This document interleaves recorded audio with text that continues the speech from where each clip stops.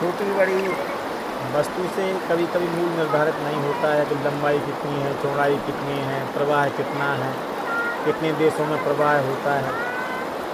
Amazon के संदर्भ में कहा जाता है कि 5-5 देशों में बहती हैं। मिसिसिपी के बारे में कहा जाता है बहुत लंबी नदी है। और मिथियान नदी के संदर्भ में कहा जाता है कि 4-5 देशों में बहती हैं। और बहुत वोल्गा के संदर्भ में कहा जाता है कि बहुत विशाल नदी है। पर उस रूप में गंगा जी का महत्व नहीं है। श्री गंगा जी का महत्व है आध्यात्मिक आकर्षण के कारण से, आध्यात्मिक प्रवाह होने के कारण से। जो व्यक्ति के जीवन की ऊर्जा है वो ऊर्ध्वगामी होकर के कैसे सहस्त्रसार के ऊपर पहुँचे, शिव अनुगामी कैसे बने। श्री गंगा जी के तट पर जीवन ऊर्जा का प्रवाह आध्यात्मिक ऊर्जा के रूप में कैसे रूपांतरण किया जाए, इसका विज्ञान प्राप्त ऋषि महर्षियों के लिए हुआ है। इसलिए कहा गया गंगे चैव यमुना चैव गोदावरी सरस्वती नर्मदे सिंधु कावेरी जलेस्मिन् सन्निधिं कुरु। गंगा जी का नाम इसलिए लिया जाता है कि गंगा जी देव चेतना की नदी तो हैं। देव नदी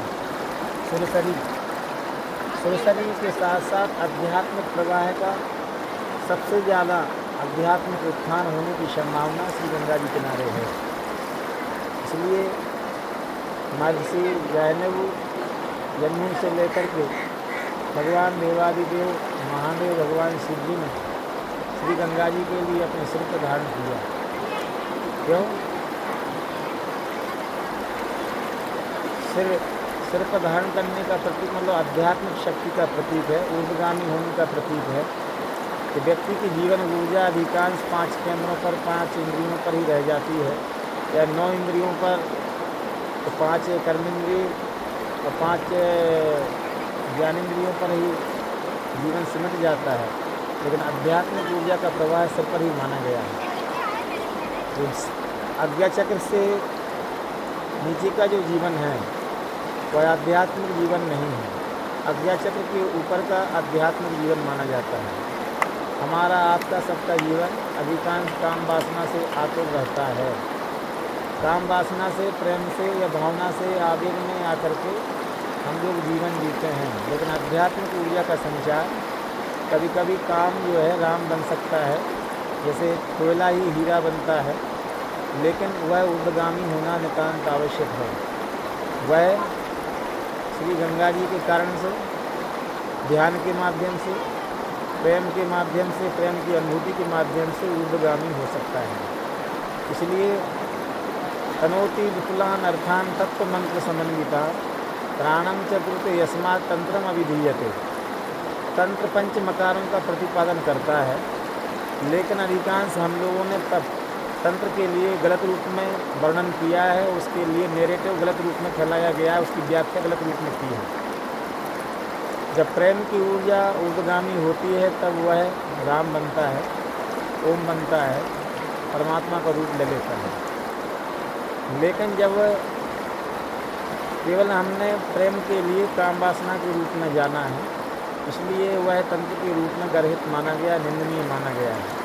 जब हम प्रेम के लिए राम के रूप में लेते हैं, अनुभव के रूप में लेते हैं, तो वह शिव की ऊर्जा के रूप में रूपांतरण हो जाता है। प्रेम की ऊर्जा ही परमात्मा की ऊर्जा बन जाती है। तो तंत्र की व्याख्या करते हुए महात्माओं ने कहा, महापुरुषों ने कहा, तनोति विपुलान अर्थान, तनु विस्तारे धातु से पूरे विश्व ब्रह्मांड में जो ऊर्जा परमात्मा की ऊर्जा फैली हुई है, उसी रूप में अभिव्यक्त हो जाना, उसी रूप में प्रकट कर लेना, उसी रूप में अपने आप को स्वीकार कर लेना कि परमपिता परमात्मा की ऊर्जा हम सबके शरीर में विद्यमान है। यह पिंडे तद ब्रह्मांडे, जो ब्रह्मांड में दिखाई पड़ रहा है वह पिंड में है। ऐसी शिव की अनुभूति हो जाना, जो एक प्रेम के रूप में दिखाई पड़ रहा है वो परमात्मा के रूप में दिखाई पड़ने लगे, गहनता की प्राप्ति हो जाना। तो श्री गंगा जी के किनारे आध्यात्मिक ऊर्जा का संचार अधिकांश योगियों के लिए हुआ है। अभी श्रीमान ब्रजेंद्र जी कह रहे थे रात्रि में कि व्यक्ति के मन में ये सारी भावनाएं क्यों आती हैं। भावनाओं का आना स्वाभाविक है, क्योंकि आदमी अधोगामी है। अधिकांश हम सबकी ऊर्जा अधोगामी प्रवृत्ति की ओर प्रवाहित होती रहती है। लेकिन यदि हम प्रेम का अनुशीलन करें, सत्य का अनुशीलन करें, करुणा का अनुशीलन करें, तो वह काम ऊर्जा ही कोयला ही हीरा बन जाता है। उसी प्रकार से हम गंगा जी का प्रयोग, श्री नर्मदा जी का प्रयोग, श्री गंगा जी का प्रयोग, गोदावरी जी का प्रयोग, अमेजन नदी का प्रयोग और या नील नदी का प्रयोग जैसे महापुरुषों ने आध्यात्मिक ऊर्जा के संचार के लिए किया, तो आध्यात्मिक ऊर्जा को संभालने का और प्राप्त करने का सबसे उत्तम पथ है नदियों के किनारे बैठना। इसलिए महापुरुष नदियों के किनारे बैठते थे। महापुरुष लोग नदियों के किनारे इसलिए बैठते थे कि नदियों की ऊर्जा का पावन संचार, पवित्र ऊर्जा का संचार, जल तत्व का संचार, वरुण तत्व का संचार, पृथ्वी तत्व का संचार, आकाश तत्व का संचार, वायु तत्व का संचार जब हमारे शरीर में सम्यक प्रकार से होने लगता है शुद्ध रूप से, इसलिए कहा गया पंच तत्वों की शुद्धि। योग मार्ग मतलब पंच तत्व, पंचभूतों की शुद्धि। जब जल तत्व की शुद्धि हो जाती है, पृथ्वी तत्व की शुद्धि हो जाती है और वायु तत्व की शुद्धि हो जाती है और अग्नि तत्व की शुद्धि हो जाती है, आकाश तत्व की शुद्धि हो जाती है, तो हम योग मार्ग में प्रवेश कर लेते हैं। इसलिए श्री पतंजलि जी ने अथ योगानुशासनम कहा। अनुशासन से तात्पर्य है हम ऐसी ऊर्जा के करीब में पहुंच गए जो प्रेममयी है, करुणामयी है, दयामयी है, भावमयी है, अध्यात्मयी है। इसलिए भगवान श्री कृष्ण ने कहा स्वभावो अध्यात्म उच्यते। दुनिया की तरफ भागना, दुनिया की तरफ भागना मतलब कि भौतिक जगत की ओर आकर्षित होना और आत्म सन्मुख होना, आत्म ऊर्जा की तरफ भागना मतलब भगवती ऊर्जा की तरफ में सन्निहित होना, आश्रीभूत होना। तो स्वभाव अध्यात्म उच्यते।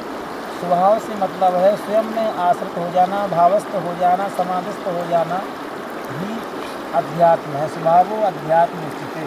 जब ऊर्जा बाहर की तरफ भटती है तो संसार कहलाता है, जब वही ऊर्जा अंदर की तरफ प्रवाहित होने लगती है तो वही अध्यात्म बन जाता है। जब वही काम ऊर्जा वासना की तरफ बढ़ती है तो वासना के माध्यम से उपासना भी हो सकती है, लेकिन ध्यान के मार्ग से उसकी ध्यान की अनुभूति का रूप दिया जाए तो मतलब वासना दुर्गति का माध्यम भी हो सकती है, अध्यात्म नहीं बन सकती है। इसलिए कहा गया जीव सब उपशमी को योगासो जीवात्मा परमात्मयो का उपवास किसे कहा गया है?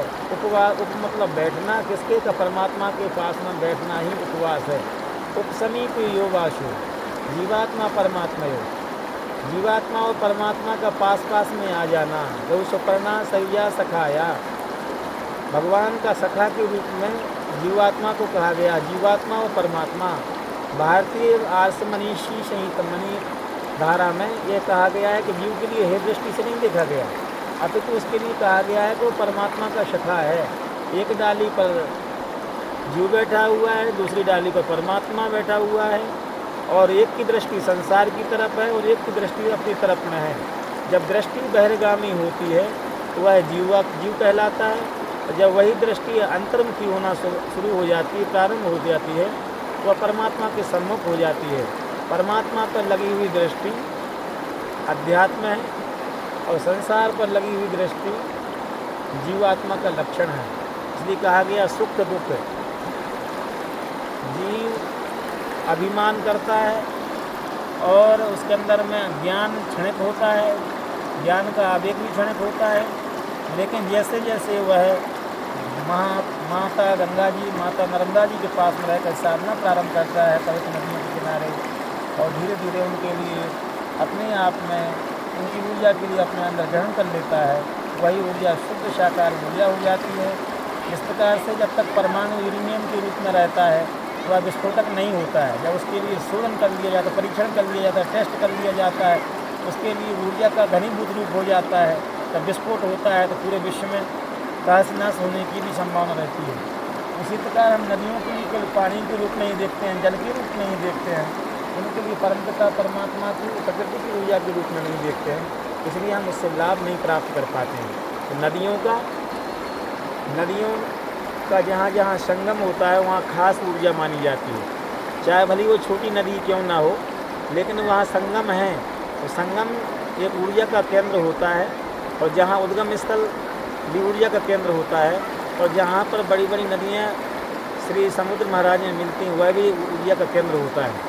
कहने का मतलब है जहाँ जहाँ ऊर्जा का केंद्र है वहाँ हमें अपना मन लगा करके साधना करना चाहिए। शांति की साधना केवल भौतिक लक्ष्यों की पूर्ति के लिए नहीं, अपितु आध्यात्मिक लक्ष्यों की पूर्ति के लिए। तो ध्यान है वो स्वयं से जुड़ने की ऊर्जा का नाम ध्यान है। जब व्यक्ति स्वयं से जुड़ जाता है, जब वो ऊर्जा स्वयं में विलीन होने लगती, स्वयं में समाहित होने लगती है, वह परमात्मा की ऊर्जा है। उससे पूरे संसार में शांति का वातावरण, कलमश निवारण का वातावरण, पाप का ताप संताप का वातावरण दूर होता है। और अध्यात्मिक ऊर्जा के साथ साथ यदि अध्यात्म आज दुनिया में नहीं होता तो पूरी दुनिया तहस नहस हो जाती। लोग पूछते हैं कि साधु महात्मा लोग क्यों वृंदावन भ्रमण करते रहते हैं, इनके घूमने से क्या फ़ायदा है। भगवान भवतो यात्रा स्वस्थ सर्वदेही नाम। सनक सनंदन सनातन सनत कुमार दत्तात्रेय भगवान कपिल नारद चमन ऋषि से लेकर के अत्रि अनुसुईया जी, माता जी, लोपामुद्रा, अगस्त जी, क्या दुनिया के अंदर में जो बुद्ध, महावीर, गौतम, कणाद, गौतम जी ऋषि जी, कपिल जी, सभी महापुरुषों का दुनिया में परिभ्रमण संसार के लिए अध्यात्मिकता को प्राप्त कराने के लिए होता है। नहीं तो शैतानों ने दुनिया कब की बर्बाद कर दी होती। संत न होते जगत में तो जद मर को संसार। संसार में जो शांति दिखाई पड़ती है वो संतों के माध्यम से ही है, क्योंकि उन्होंने अपनी आध्यात्मिक ऊर्जा के लिए प्राप्त करके संसार में भलाई के लिए, मानवता के लिए, करुणा के लिए, उपकार के लिए इस ऊर्जा को सम्मिलित किया है। इसलिए कहा गया, मानस भवन में आरिजन जिसकी उतारें आरती, भगवान भारत वर्ष में गूंजे हमारी वारती। भारत की वाणी क्या है? भारत की वाणी है कि संसार के जीव मनुर्भवा मनु हो जाएं, मनुष्य हो जाएं। मनु से मतलब है मनुष्य, मनु की संतान है तो मनुर्भवा मनु हो जाएं। आज के समय में मनु के नाम पर नाम लेते साथ ही लोग गाली देना शुरू कर देते हैं। नहीं, मानव होना पूरी दुनिया के लिए भलाई का सूत्रपात है, तो सूत्रपात के लिए करना चाहिए। आज इतना ही। ओम ओम ओम ओम ओम ओम श्री रामाय नमः, श्री राम भद्राय नमः, ओम नारायणाय नमः, ओम नमः शिवाय, ओम नमः शिवाय, ओम नमः शिवाय, ओम नमः शिवाय, ओम नमः शिवाय, ओम नमः शिवाय, ओम नमः शिवाय, ओम नमः शिवाय, ओम नमः शिवाय, ओम नमः शिवाय, ओम नमः शिवाय।